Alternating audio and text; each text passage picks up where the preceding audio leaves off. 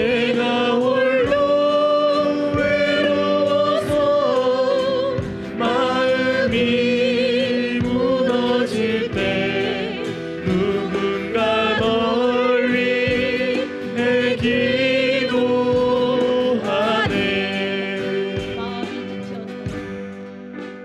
마음이 지쳐서 기도할 수 없고 눈물이 빗물처럼 흘러내릴 때 주님은 우리 연약함을 아시고 사랑으로 인도하시네.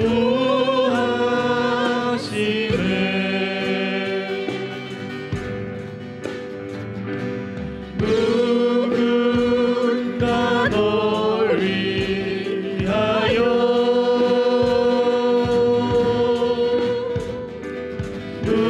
누군가 기도하네.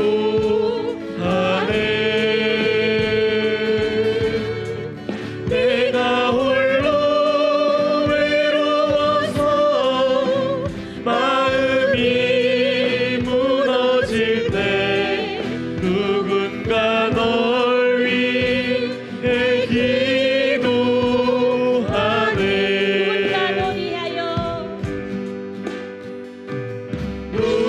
누군가 널 위하여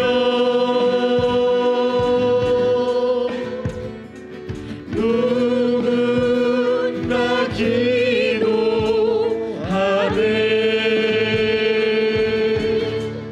내가 홀로 외로워서 마음이 무너질 때 누군가 널 위해 기도하네.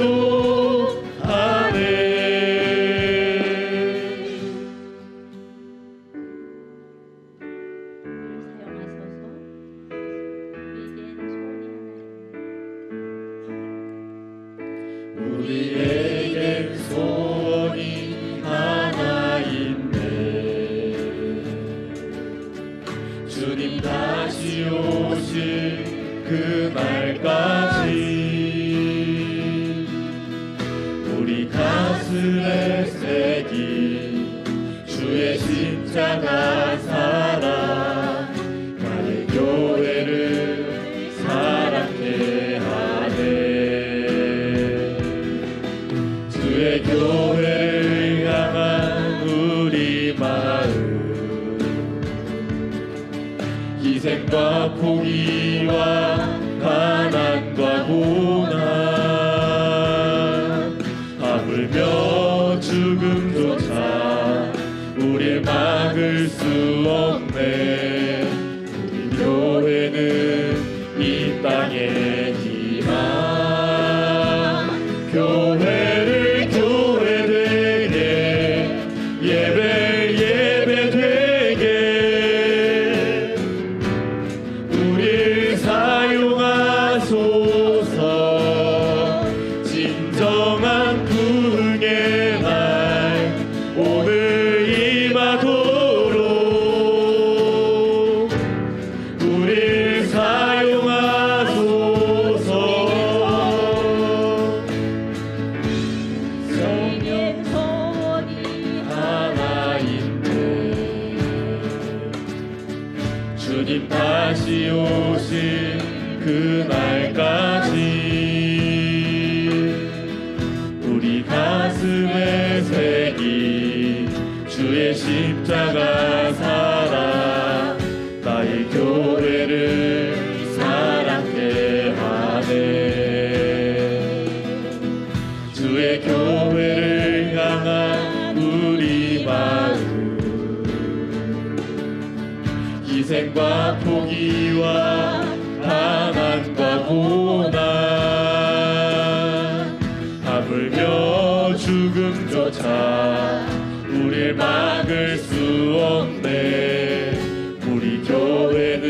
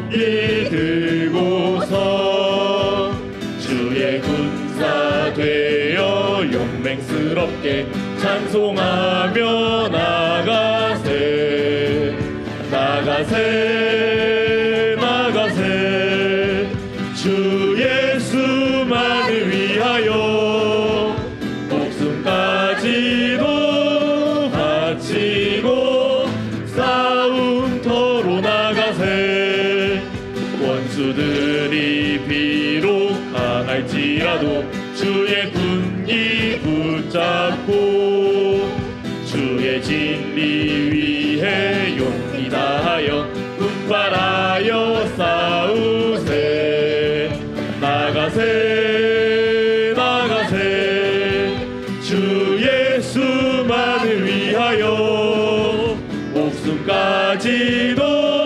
바치고 싸움터로 나가세 산과들과 바다 가는 곳마다 주의 군기 날리며 반갑고도 기쁜 승리의 소식 온 세상에 전하세 나가세 나가세 주 예수만을 위하여 목숨까지도 바치고 싸움터로 나가세 원수들은 이미 예수의 손에 하나 없이 패하고 주의 군기만이 영광스럽게 온 누리에 날리네 나가세 나가세 주 예수만을 위하여 목숨까지도 바치고 싸움터로 나가세 나가세 나가세 주 예수만을 위하여 목숨까지도 바치고 싸움터로 나가세 나가세 나가세 주 예수만을 위하여 목숨까지도 바치고 싸움터로 나가세 나가세 나가세 주 예수만을 위하여 목숨까지도 바치고 싸움터로 나가세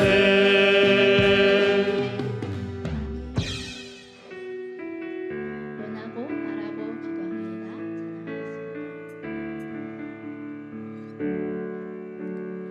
이 세상을 살아가는 동안에 나의 힘을 의지할 수 없으니 기도하고 낙심하지 말 것을 주께서 참 소망이 되심이라 하나님의 꿈이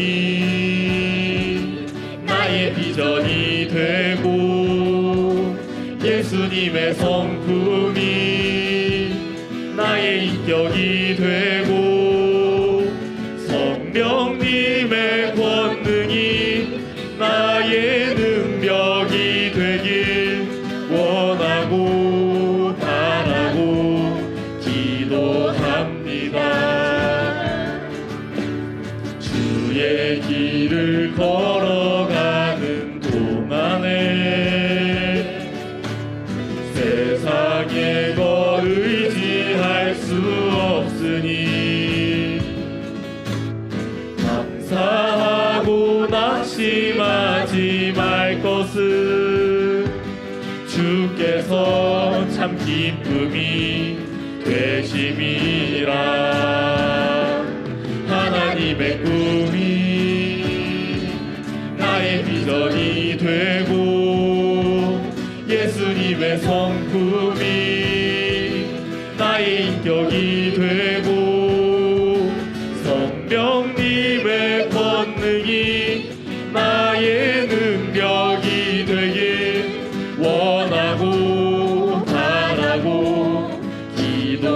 기도합니다. 하나님의 꿈이 나의 비전이 되고 예수님의 성품이 나의 인격이 되고 성령님의 권능이 나의 능력이 되길 원하고 바라고 기도합니다.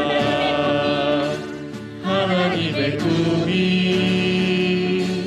나의 비전이 되고 예수님의 성품이 나의 인격이 되고 성령님의 권능이 나의 능력이 되길 원하고 바라고 기도합니다.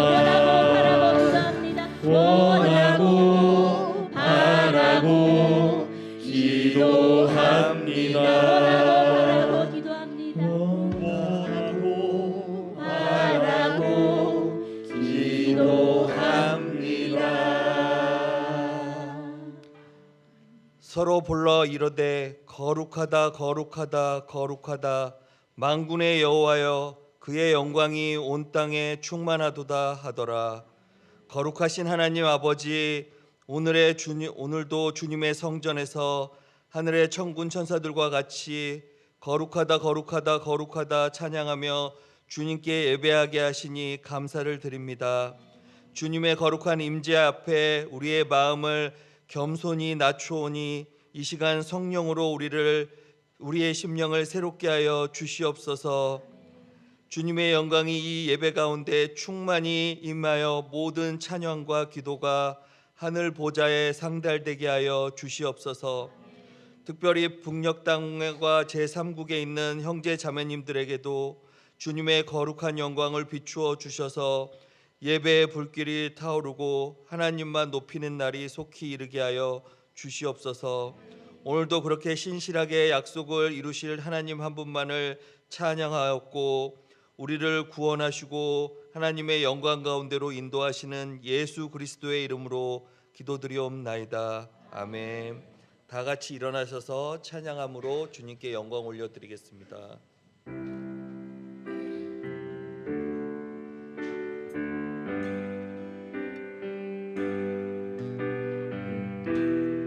우리 가운데 역사하신 능력대로 우리들의 당부함이 넘치도록 능히 하신 주님께 모든 영광과 존귀 찬양과 경배를 돌릴지어다.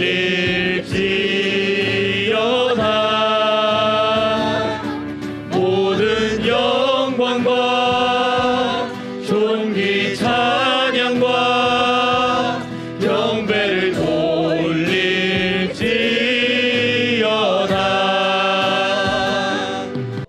김동현 집사님께서 기도해 주시겠습니다. 기도하시겠습니다. 은혜가 풍성하신 하나님 아버지, 오늘 모든 성도가 모여 주의 날 예배하며 찬양케 하심을 감사드립니다. 주는 우리의 아버지이시며 생명이시고 영광 되심을 감사드립니다. 만세전에 택하사 구원키로 작정하시고 불기둥으로 구름기둥으로 인도하셔서 우리 한 사람 한 사람을 주의 백성 삼아 이렇게 풍요로운 대한민국에서 마음껏 주를 찬양하며 형제 자매가 모여 예배케 하심이 우리의 가장 큰 복이며 은혜입니다.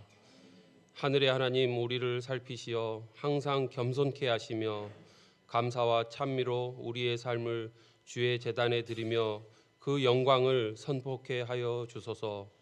하나님, 우리 민족을 사랑하사 수천 년의 어둠과 우상의 땅이 크고 놀라운 주의 역사하심으로 생명을 얻고 누리는 민족으로 가난과 전쟁의 나라에서 풍요와 평화의 나라로 거듭나게 하셨습니다. 그러나 아직도 우리나라는 분단이라는 현실을 마주하며 한반도의 절반이 독재와 가난, 억압, 질병과 굶주림으로 고통받고 있습니다. 하늘의 하나님께서 우리를 불쌍히 여기사 다시 한번 구원과 생명의 손으로 이스라엘 백성을 애굽에서 구원하신 것처럼 이적과 기사로 우리의 민족을 구원하사 하나의 나라에서 주를 섬기는 영광스러운 나라로 세워주시기를 기도드립니다. 하나님 아버지, 우리 한나라 교회를 만세전에 계획하시고 우리 한 사람 한 사람을 이곳으로 부르셔서 함께 예배케 하심을 감사드립니다. 올해는 하나님의 크신 계획 속에 구출 사역과 성전 확장 공사를 하여 우리 교회를 통하여 일하시는 하나님을 기대하게 되었습니다. 우리 교회가 하나님의 영광을 받아 나라와 민족의 그 영광을 비추게 하시고 주 하나님이 살아계시고 일하심을 만방에 드러나게 하여 주시옵소서. 그리고 우리 성도 한 사람 한 사람을 일터와 가정과 지역에서 그 산 증인의 삶을 살아서 우리 하나님이 얼마나 위대하시며 살아 역사하시는지 우리가 그 증인된 삶을 기어이 살아내게 도와주시옵소서. 오늘 모든 예배를 주께 의지하며 우리 목사님을 통하여 주의 말씀이 선포될 때 우리 마음의 죄와 어둠을 씻겨주시고 새 힘으로 일어서게 하여 주시옵소서. 상한 마음과 질병이 있는 성도들은 회복되게 하시고 경제적으로 눌린 영혼들이 마음의 담대함을 얻게 하여 주시고 가족으로 인한 고통 속에 있는 성도들에게는 자유함을 허락하여 주시옵소서. 우리 하나님께서 우리를 회복해 하실 것이며 기어이 우리 교회와 우리 한 사람 한 사람을 통하여 주의 영광을 보게 하실 것임을 믿사오며 오늘 예배를 온전히 주께 올려드리오니 주여 영광 중에 이 예배를 받아주시오며 우리에게 하늘의 복을 내려주시옵소서. 이 모든 기도를 우리 주 예수 그리스도의 이름으로 올려드립니다. 아멘.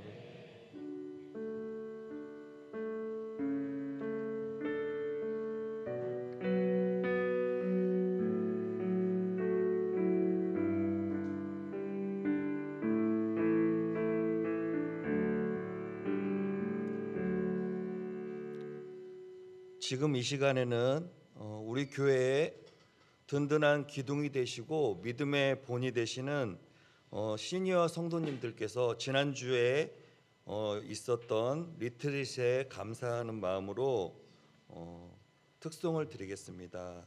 삶의 고백과 삶의 여정이 담긴 특송 가운데 큰 은혜 받으시기 바랍니다.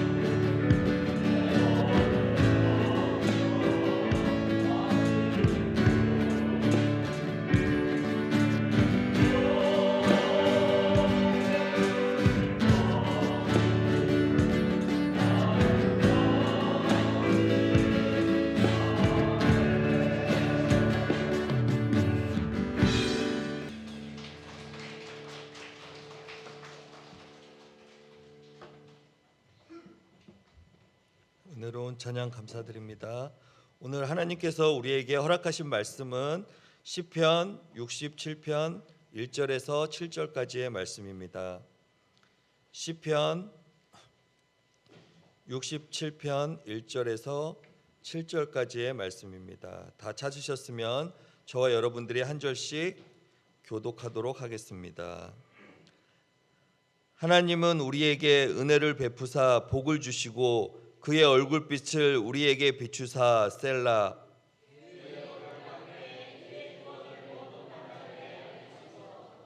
하나님이여 민족들이 주를 찬송하게 하시며 모든 민족들이 주를 찬송하게 하소서.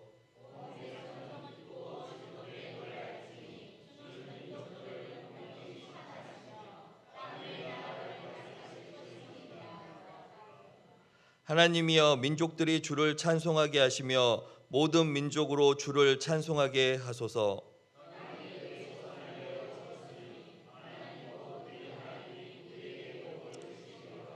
다 같이 읽겠습니다.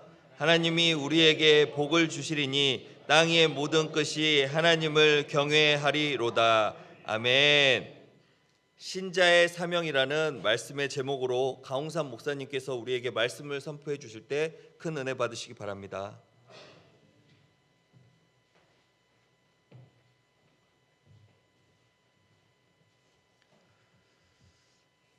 어떻게 더운데 지내시느라 많이들 힘드시죠? 네. 어제 그제 미국의 뉴스를 보니까 미국도 지금 그 온도가 기온이 올라가 가지고 막 100도 넘는 데가 많아요.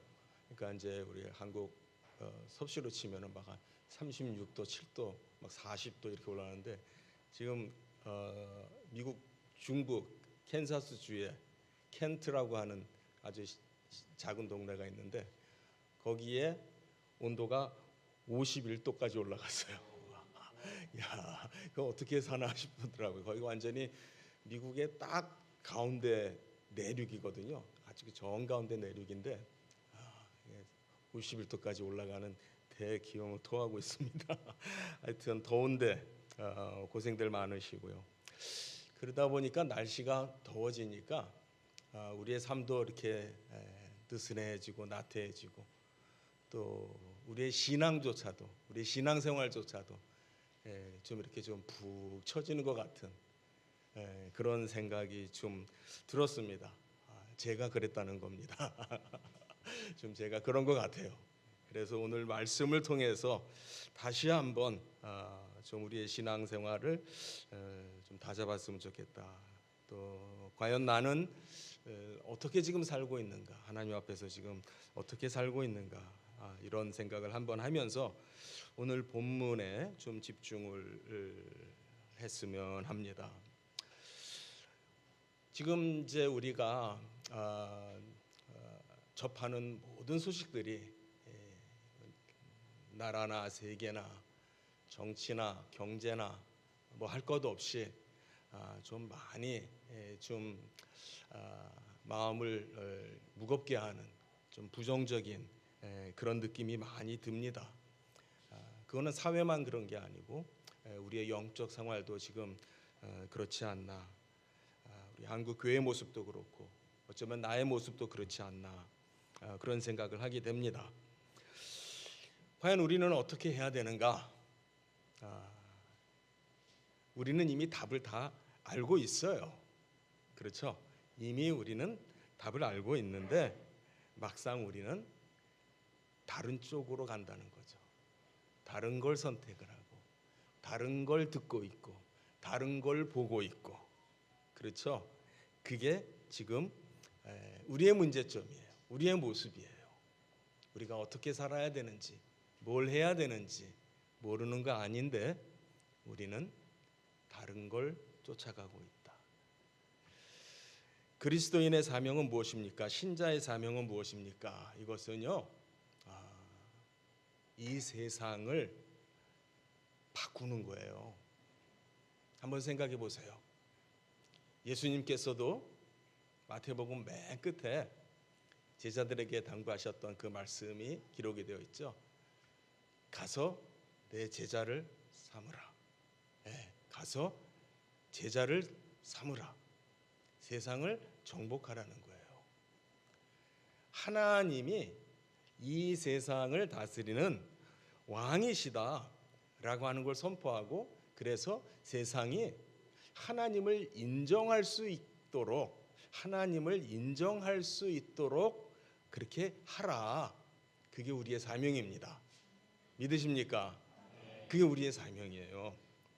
그렇다면 우리는 실패하고 있어요. 많은 면에서 아직 잘 안 되고 있고, 왠지 그것에 집중하지 못하는 듯한 그런 모습을 우리는 보게 됩니다. 그런데 저는 공부를 하다가 굉장히 놀라운 사실을 좀 깨닫게 됐어요. 어떤 공부였냐면은 우리나라의 역사예요. 역사를 공부를 하다가 새삼 이것이 저에게 새롭게 다가오는 거예요. 이게 무슨 얘기냐면은 이 우리에게 인접한 그 역사가 조선이라고 하는 시대가 있었죠. 이시 조선 이렇게 부르기도 하고, 조선이라고 하는 왕조가 있었습니다. 그런데 그 조선의 역사를 이렇게 좀 공부를 해보니까 굉장히 놀라운 일을 했던 거예요. 한마디로 말하면은 조선은요, 완전히 세상을 뒤바꿔 버렸어요. 완전히 뭐 그걸 이제 천지를 개벽했다 뭐 이런 말도 씁니다만은 진짜 거의 그런 식으로 그때까지 살아오던 그걸 그냥 우리 쉽게 말해서 우리 한국인이라고 그냥 그렇게 부를게요.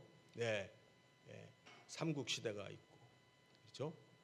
통일신라 시대가 있고, 고려 시대가 있고, 그 다음에 조선 시대가 있고, 그 다음에 지금 우리의 대한민국 시대가 있는 거잖아요.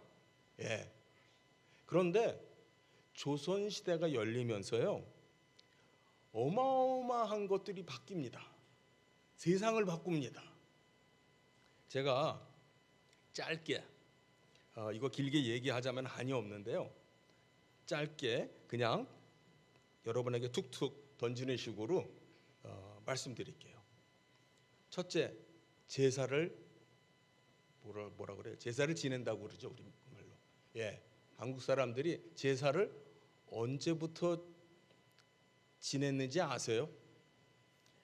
우리는 마치 교회 다니는 사람은 제사 안 지내고 교회 안 다니는 사람은 다 제사 지내고 이렇게 쉽게 생각을 하잖아요. 그런데 슬픈 사실은요, 교회 다니는 사람들 중에도 한 20%는 제사를 지낸대요. 그런 조사가 있더라고요. 이건 역사니까 여러분들이 공부해 보세요. 찾아보세요.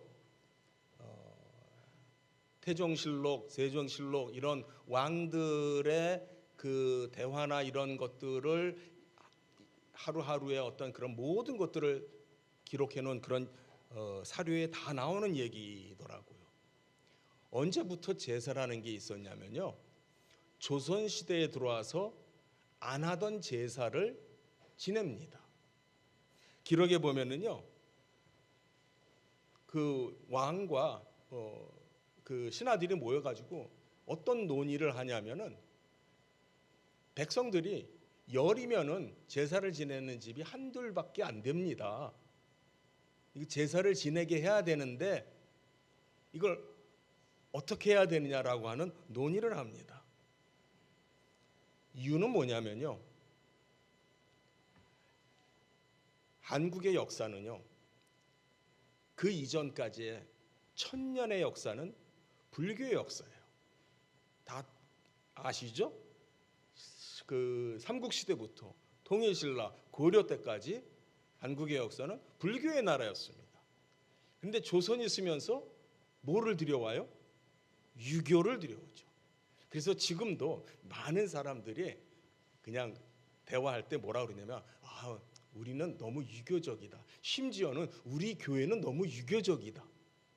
마치 한국의 어떠한 도덕적인 그러한 기강이나 윤리의 기강이 유교에서 왔다고, 그래서 그게 옳은 거라고, 원래 그렇다고 이렇게 생각을 하는 경우가 참 많은데요. 그게 언제부터 시작됐냐면 조선이라고 하는 나라가 쓰면서 유교를 들여옵니다. 유교를 들여와서 유교를 정착시키는 일을 하기 위해서 한 대표적인 일 중에 하나가 제사를 지내게 해요. 조상을 섬기게 해요. 여러분, 서울 광화문, 아까 경복궁 이쪽 저쪽에 동쪽에는 종묘라는 게 있어요. 그렇죠? 서쪽에는 사직이라는 게 있어요. 예, 그게 조선시대 태조 이성계 1392년에 나라를 세우고 그런 것들을 세웁니다. 유교의 나라를 세우기 위해서 그런 것들을 처음 시행을 한 겁니다. 그래서 사직이 있고요, 사직단이 거기 있고요. 예, 북경에 가면은 중국의 황자가 제사를 지내는 천단이라는 곳이 있어요. 천단이라는 곳이 있어요. 둥그렇게 생긴 천단공원이 있어요. 고종이 대한제국을 세우고 스스로 황제라고 칭하면서 그때 뭘 만들었냐면 원구단이라고 하는 걸 만들었어요. 예, 같은 황제의 급이다라고 하는 의미에서, 예, 그래서 거기에서 황제 즉위를 하죠. 이런 모든 것들이 유교의 나라가 되어진 거예요. 자, 그 다음에 첫 번째 제가 뭘 예로 들었냐면 제사 언제부터 했냐?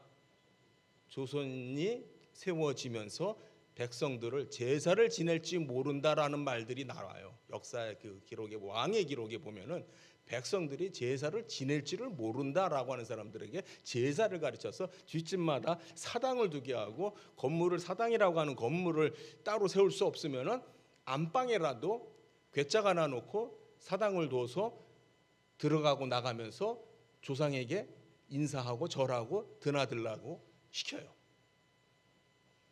그렇게 조선이 세워졌어요. 두 번째, 족보가 언제 만들어졌냐? 족보, 성씨. 예, 조선 시대의 인구의 약 40%가 성씨가 없었어요. 성씨가 없다가 사실은 이게 성을 우리가 갖고 쓴 지는 얼마 되지 않아요. 한일합병이 되고 나서 소위 주민등록을 하게 하고 성씨를 갖게 되는데요. 거기에서 참 이상한 거는 우리나라 성씨 중에 제일 많은 게 뭐예요? 김씨. 김씨가 인구의 21% 돼요. 그다음에 뭐예요? 이씨. 이씨는 15%가 돼요. 그다음에는 박씨가 한 8% 돼요. 그러면은 김, 이, 박 합치면은 40%가 넘어요. 좀 이상하지 않아요? 그럼 우리나라의 그 대부분의 40% 반에 해당되는 사람들은 원래부터 가족들인 거예요. 이렇게 큰 덩어리 한 줄기들이 되는 거예요. 김 씨가 그렇게 많고, 이 씨가 그렇게 많고, 박 씨가 그렇게 많고, 예, 그건 자연스러운 현상이 아닌 거예요. 최초의 족보가 역사에 지금 기록에 남는 족보가, 최초의 족보가 언제 만들어지냐면은 성종 7년 1476년도래요. 그때 최초의 족보가 안동권 씨 족보예요. 사모님 안동권 씨세요? 네. 우리나라의 최초의 족보를 만든 집안이 안동권 씨예요. 그땐 족보 없었습니다. 뭐 나는 뭐 박혁거세의 후손이다 뭐 등등 말을 하는데 그런 거 몰라요. 추적할 길이 없어요. 족보라는 게 없었어요. 족보라는 게 원래 없었어요. 없다가 유교에 의해서, 여기에서 말하는 유교는 뭐냐면요, 송나라 때 주자 성리학에 들여집니다. 그거를 이 나라의 근간을 삼습니다. 다시 말해서 모든 사람들의 철학이고 세계관을 삼습니다. 삶의 방식을 삼습니다. 그것이 풍습이 되고 문화가 됩니다. 온 세상을 바꾼 거예요. 또 재미있는 거는요, 고려 시대까지만 해도 결혼할 때 결혼하는 거를 뭐라고 그랬냐면 장가 간다, 장가 든다 그랬습니다. 예, 여기서 장가는 장인 장모님 댁을 말해요. 장인 장모님 댁에 든다, 간다. 시집 간다라는 말이 언제 생겼냐? 조선 시대 생겼습니다. 이것도 굉장히 재미있어요. 막 난리가 났어요. 장가 가던 사람들을 시집 가게 만드니까 온 사회가 난리가 납니다. 억지로 그렇게 바꾼 거예요. 왜요? 제사를 지내야 되니까. 족보가 나오고 종법이 생기고 나라의 기강을 남자와 장손과 이런 체제를 두게 하긴 것이 바로 유교라고 하는 것이고 성리학이에요. 그렇게 하기 위해서 실상 태조 때부터 태종, 특히 세종 어떤 일을 했냐면 불교를 없앱니다. 1000년 동안 불교의 나라예요. 그 당시에 조선 초기에 사찰이, 그러니까 종단이 11개가 있었대요. 11개의 종단을 딱 2개의 종단만 남겨놓고 각 종단마다 18개씩, 2개의 종단이니까 36개. 원래 사찰이 몇 개였었느냐? 3000개가 넘었어요. 전국에 3000개가 넘는 사찰을 다 폐쇄하고, 그래서 서울, 한양, 장안에는 원래 절이 없어요. 그러니까 지금도 그 원래 장안 아래는 절이 없잖아요. 지금도 보시면은, 예, 다 바깥으로 내보내고 중은 천민이 돼요. 네. 그래서 3000개가 넘는 절을 100분의 1로 줄인 거죠.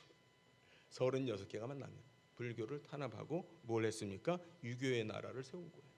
유교의 나라가 그렇게 조선이 그렇게 세워지고 조선이라는 500년의 역사 속에서 그것이 진행이 되면서 계속해서 뿌리를 내리고 사람들은 원래 우리가 그런 것처럼 지금도 교회를 다니고 있지만은 예수님을 믿는다고 하고 하지만은 원래 우리는 그런 사람이었는 줄로 착각하고 사는 경우가 많다. 이거는 확인해 보세요. 공부하세요. 여러분들이 공부하시기 바랍니다. 여러분, 정말 놀라운 일 아닌가요? 어떻게 생각하십니까? 정말 놀라운 일이 아니에요? 1000년 동안을 살던 방식이 있고 1000년 동안의 종교가 있었어요. 집안의 모든 일들이 절에 가서 이루어졌었습니다. 지금도 일본 사람들은 애가 태어나면 절에 데려갑니다. 결혼식 때 절에 가서 합니다. 장례 절에서 합니다. 네. 물론 요즘도 뭐 신식 문화가 좀 들어와가지고 웨딩홀 같은, 예, 서구식의 웨딩홀이 일본에도 생기고 있는데 일본 사람들의 삶에 들어가서 보면은 여전히 불교가 지배하고 있는 모습이 그렇게 보여요. 그러던 사람들이 그런 거를 다 못하게 하고 절에 못 가게 하고 집에서 하게 된 거예요. 세상이 그렇게 바뀌었다. 과연 그게 어떻게 가능할까? 물론 많은 물리적인 힘, 그렇게 안 하는 사람들은 관아에서 잡아가고 혼내고 벌주고 그랬답니다. 그랬으니까 이렇게 된 거겠죠. 저는 여기에서 시편 67편을 보면서 정말 이 시편의 이 기자가 세상을 어떻게 바라보고 있는지, 어떻게 살고 있는지 그 모습을 생각하게 됩니다. 이 시편 67편은요, 지금 우리가 7절밖에 안 되니까 다 읽었어요. 다 읽었는데 어떠세요? 그냥 밋밋하죠. 맹숭맹숭하죠. 그 내용이 그냥 뭐 다 시편 내용이 다 이런 것 같아요. 그냥 이런 그냥 당연한 그러한 어떤 미사여구 같은 말을 섞어서 그냥 이렇게 말하는 것 같아요. 그런데 여기에서 저는 과연 이 시편 기자가 여기는 다윗의 시라고 나와 있지 않기 때문에 저자가 누구일지는 정확하게 우리가 알지는 못합니다만은 과연 이 시편의 이 저자가, 이 기자가 과연 어떤 사람인가, 어떤 사람인지 매우 궁금합니다. 한번 우리 지금 이 시간에 시편 67편을 한번 좀 깊이 들여다봤으면 좋겠어요. 한번 성경을 한번 좀 잘 들여다보세요. 거기 보면은 중간에 괄호하고 쓰여 있는 말이 있어요. 뭐로 돼 있죠? 셀라. 예, 셀라라는 말은 뭐 그냥 뜻이 있는 말이 아니고 일종의 그냥 뭐 기호 같은 거예요. 예, 음악의 기호. 이거를 시를 읽을 때 어떻게 읽어라라고 하는 뭐 최소 순표라든지 맞춤표라든지 하는 그런 느낌의 기호인데, 셀라가 있음으로 인해서 일단은 끊어져요. 끊어진다라고 하는 걸 우리가 감안하고 읽어야 돼요. 그러면 어디서 끊어져요? 1절하고 끊어져요. 1절은 우리가 독립적으로 봐야 돼요. 1절하고 끊어지고 그 다음에 2, 3, 4절하고 끊어져요. 그리고 5, 6, 7 이렇게 진행되는 거예요. 그러니까 우리가 읽을 때 적어도 그거를 우리가 생각하고 읽을 필요가 있다. 예, 그런 말씀을 드립니다. 그런데 1절을 보면은요, 우리 같이 한번 읽겠습니다. 시작. 하나님은 우리에게 은혜를 베푸사 복을 주시고 그의 얼굴 빛을 우리에게 비추사. 그런데 끊어졌으면은 비추사 이렇게 말을 하면 안 되겠죠. 우리에게 비추십니다. 이렇게 끝나야 되겠죠. 일단 말을 끝내야 되겠죠. 자, 여기에 보면은 무슨 얘기냐면요, 지금 이 시편의 이 기자가 이런 말을 하는 거예요. 하나님은 우리에게 은혜를 베푸시고 복을 주시고 당신의 얼굴빛을 우리에게 항상 비치십니다. 지금 그 얘기를 하는 거예요. 그 얘기 한마디를 여러분 한번 집중을 해보세요. 하나님이 여러분에게는 어떤 분이십니까?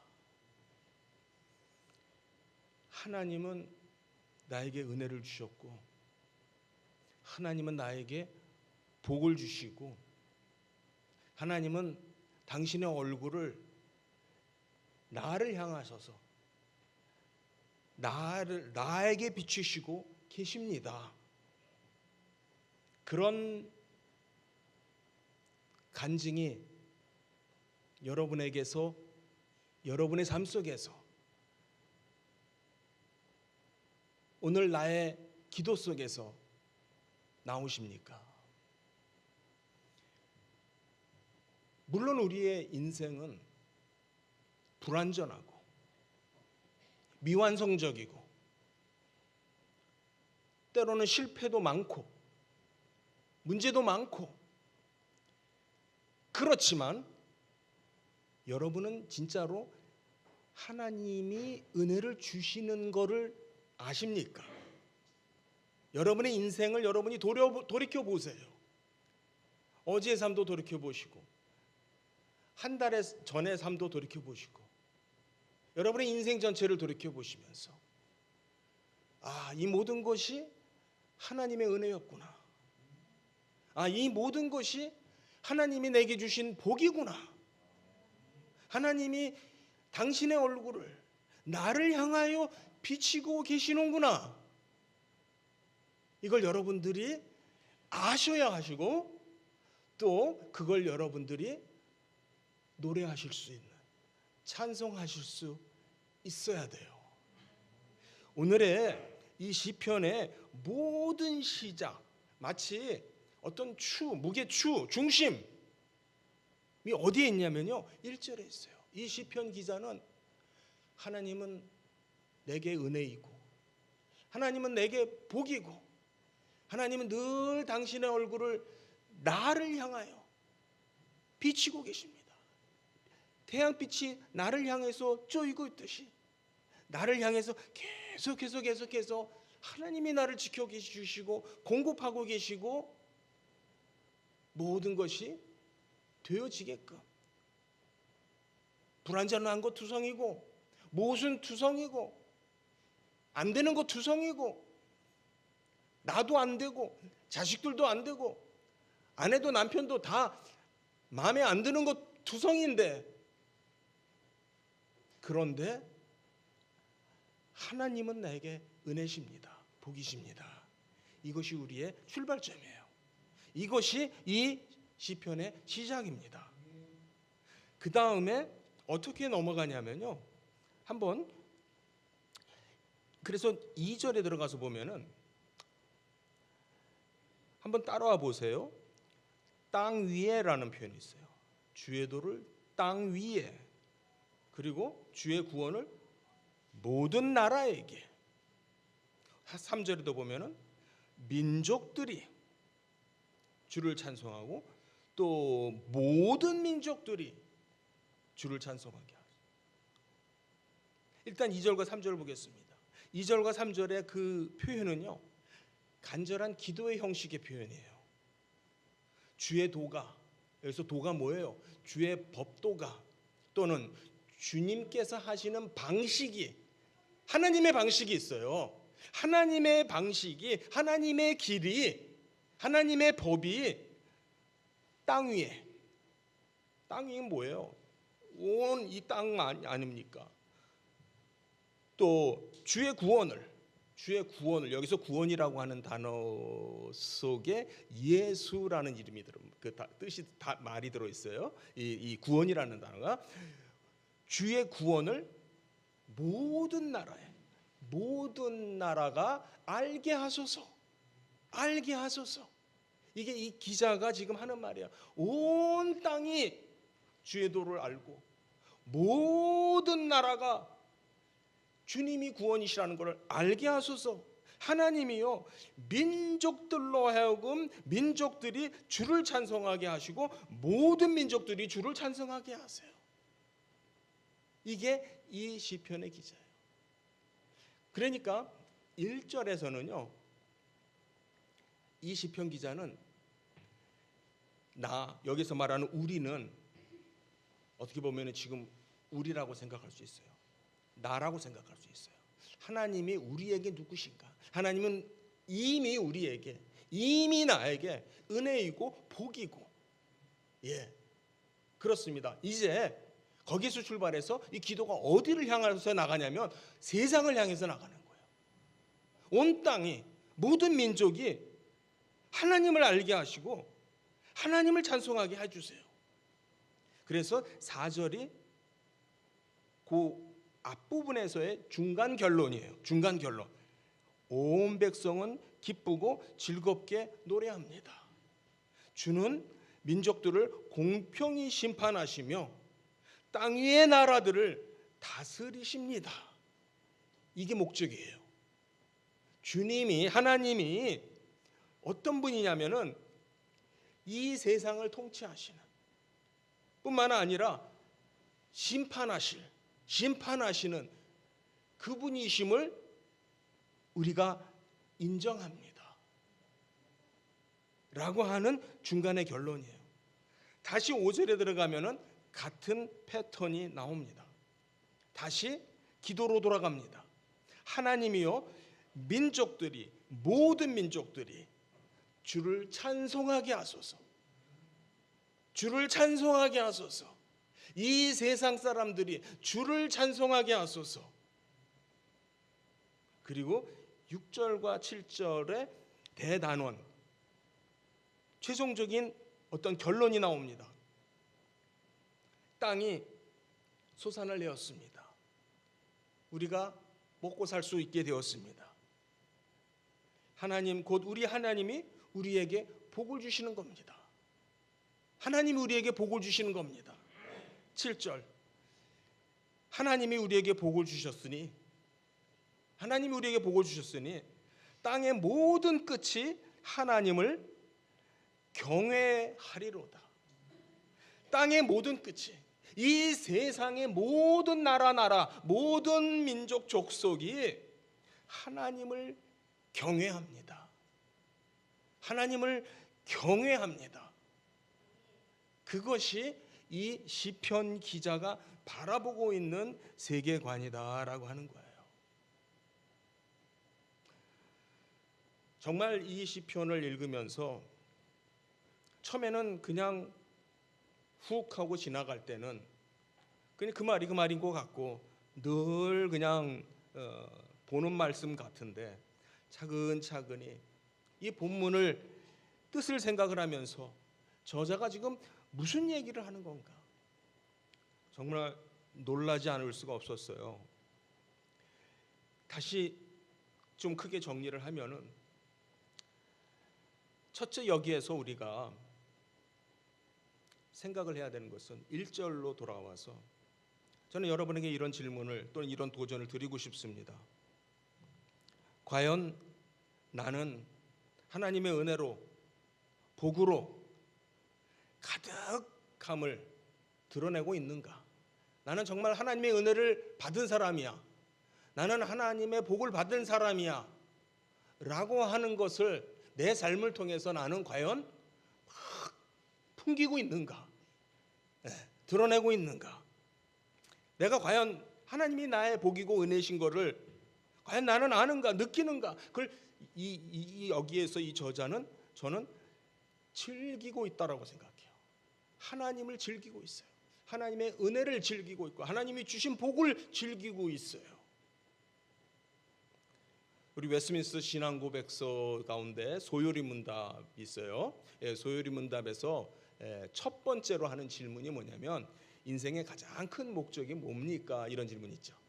인생의 가장 큰 목적이 뭡니까? 그것은 하나님을 영화롭게 하고, 거기 끝이 아니에요. 하나님을 영화롭게 하고 그를 영원히 즐거워하는 거다라고 얘기를 해요. 여러분, 좀 이상하게 어색하게 들리실 수도 있어요. 하나님을 영화롭게 한다라고 하는 거는 알겠어요. 그런데 하나님을 즐긴다, 인조이 한다라는 말로 됐어요. Enjoy Him forever 이렇게 되어 있어요. 인조이 하는 거, 하나님을 인조하는 거예요. 바로 이 시편 기자가 하나님을 지금 즐기고 있어요. 하나님이 나에게 얼마나 귀한 은혜이고 하나님이 나에게 어떤 복을 주셔서 내가 지금 여기에 있습니다라고 하는 이거를 지금 이 시편 기자는 즐기고 있어요. 성도님들, 우리는 과연 하나님을 즐기고 있습니까? 아니면 다른 것을 즐기고 있습니까? 그렇죠? 문제는 그거죠. 여러분 다시 한번 생각해 보세요. 나는 하나님을 즐기고 있습니까? 다른 것을 즐기고 있습니까? 노래를 즐기고, 드라마를 즐기고, 영화를 즐기고, 그러다 보면은 하나님을 즐긴다라고 하는 것은 사라집니다. 사랑하는 성도님들, 이 무더운 여름 속에서 축축 처지기 쉬웠지만은 다시 한번 하나님을 되찾으시는 우리 성도님들 되시길 바라요. 하나님의 은혜를 다시 한번 즐기시기 바랍니다.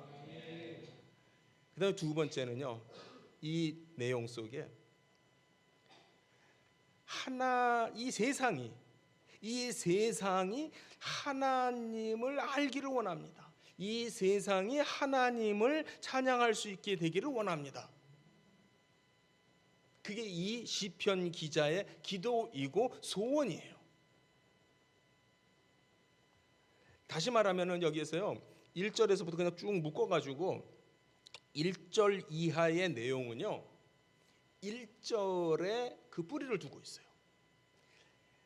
내가 하나님 앞에서 내가 누구이고 하나님 앞에서 우리가 누구이다라고 하는 이 의식에서부터 출발하는 거예요.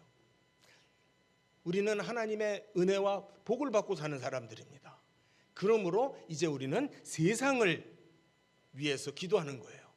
세상을 향해서 소원을 우리는 갖는 거예요. 그게 뭐냐면 이 세상이 하나님을 알 수 있게 해주세요. 이 모든 민족이 하나님의 영광을 볼 수 있게 해주세요. 하나님을 즐거워할 수 있게 해주세요.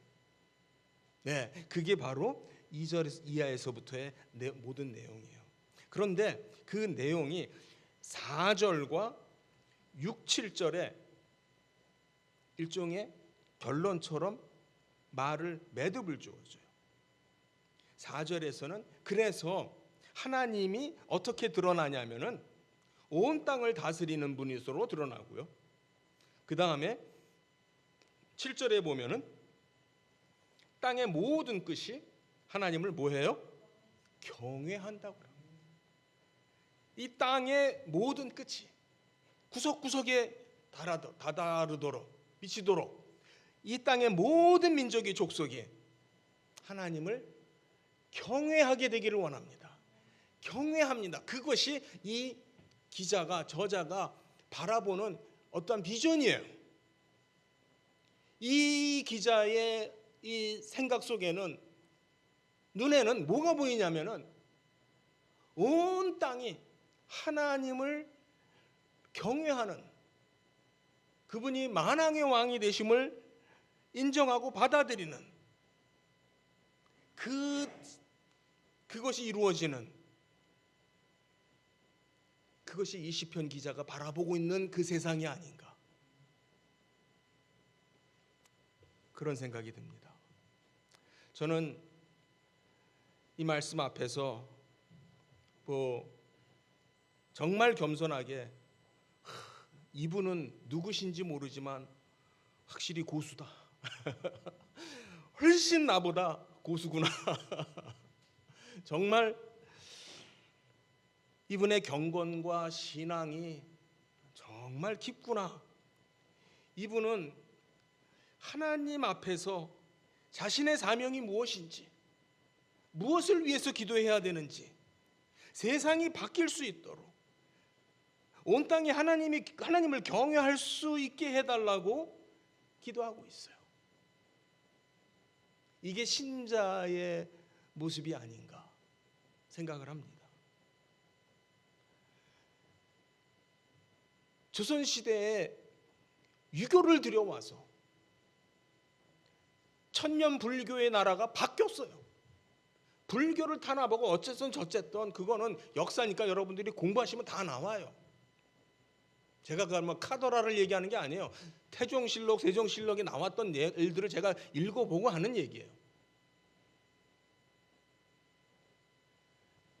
하물며 우리 기독교가 우리의 신앙이니 우리의 사명이 주어진 주님께서 우리에게 주신 사명이 이 세상을 변혁해야 되는 이 세상에 나가서 주의 제자들을 만들어야 되는 그 사명을 주셨는데 저는 이 시편을 다 읽고 나서 끝에 저절로 어떤 생각이 들었냐면 그렇구나. 우리가 이런 성도들이 돼야 이런 신앙의 사람들이 돼야 통일을 이루어낼 수 있겠구나 라는 생각이 들어요. 우리는 특별히 통일을 이루어내야 될 우리가 하는 건 아니지만 그것이 우리의 사명이고 우리의 기도 제목 아니십니까? 그렇죠? 그런데 통일은 누가 이루어요? 하나님이 하시는 거예요. 통일을 이루시는 분은 하나님이에요. 여러분 여기서 착각하지 마세요. 통일이 목적이 아니에요. 통일 자체가 목적이 아니고 통일을 통해서 하나님이 높여지는 게 목적이에요. 이 시편에서 이 시편 기자가 우리가 이 통일이라고 하는 말을 남북한의 이 상황을 여기다 한번 대입해서 읽어도 됩니다. 시간상 제가 그렇게 하지는 않겠는데 여기에서 나오는 땅, 모든 나라, 모든 민족 이런 모든 여기 말에다가 북한을 대입을 해서 여기 한반도라고 하는 남북한의 상황을 대입을 해서 한번 깊이 한번 읽어보세요. 결국 결론이 뭐냐면 그래서 하나님의 복이 우리에게 넘쳐서 저 북녘 땅의 모든 땅끝이 하나님을 경외합니다. 하나님을 찬양합니다. 하나님을 노래합니다. 정말 가슴이 벅차오르더라고요. 이것이 다 어디에서부터 출발했느냐? 1절에서부터 출발했어요. 하나님은 우리에게 은혜를 주시고 복을 주시고 항상 하나님의 얼굴빛을 우리를 향해 비치십니다. 여기서부터 출발했습니다. 우리 성도님들 하나님 앞에서 나 자신을 다시 한번 회복하시기 바랍니다. 하나님이 주신 은혜를 다시 한번 회복하시고, 더 나아가 무더운 여름이지만은 그냥 정신이 혼미한 상태로 그렇게 살면 안 되고요. 지금도 우리가 뭘 해야 되는지, 무엇을 위해서 기도해야 되고, 이 모든 기도의 끝이 무엇인지, 이 기도의 끝은 저 북녘 땅 모든 땅끝 마을마다 하나님을 경배하고 찬양하고 경외하는 그날이 오게 하여 주시옵소서.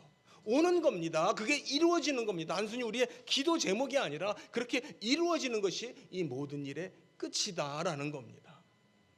네, 우리 성도님들 힘내시고 정말 하나님 앞에서 다시 한번 우리의 신앙을 회복하고 우리의 사명을 다시 한번 회복하는 성도님들 되시기를 축복드립니다. 기도하시겠습니다.